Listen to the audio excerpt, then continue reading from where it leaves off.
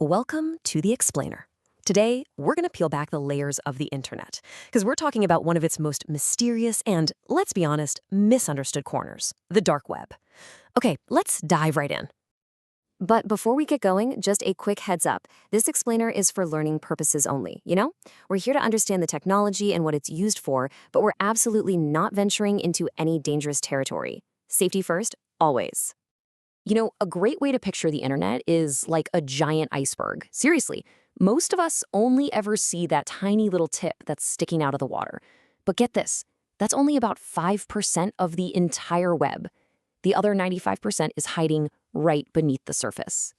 So that huge hidden part is actually broken down into two main layers. Just below the surface, you've got something called the deep web. Now, this isn't as scary as it sounds. It's just all the stuff search engines can't find. Think about your online banking page, your email inbox, stuff like that. Then, tucked away inside the deep web, there's a much smaller, intentionally hidden section, and that is the dark web. Okay, so what makes the dark web so different? How can it even exist? And how do people on it stay completely anonymous? Well, the answer comes down to some really clever technology. The key is a special tool called Tor, which stands for the Onion Router, and that name actually explains exactly how it works. Tor takes your internet connection and bounces it through a whole bunch of computers all over the world.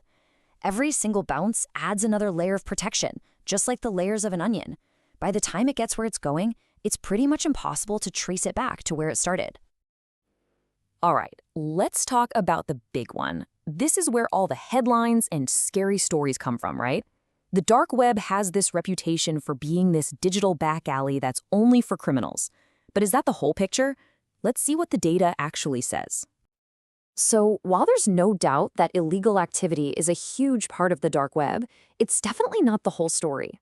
A study from King's College London back in 2016 found something really interesting.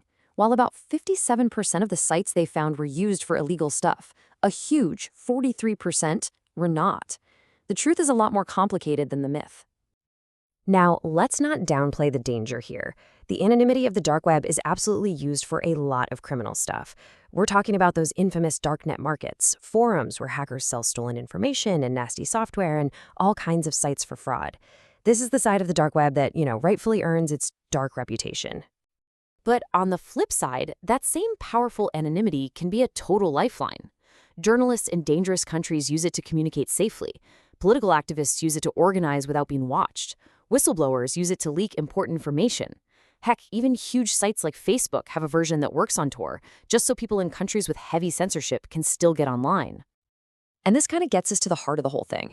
The dark web and the technology that makes it work, it isn't really good or evil on its own. It's a powerful tool for anonymity. And just like any tool, whether it's used for something good or something terrible, well, that all depends on who's using it.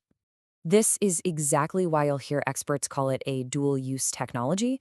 I mean, it makes perfect sense, right? The exact same features that protect a political activist from a dangerous government can also be used to hide a criminal from the police. It's a technology of real extremes.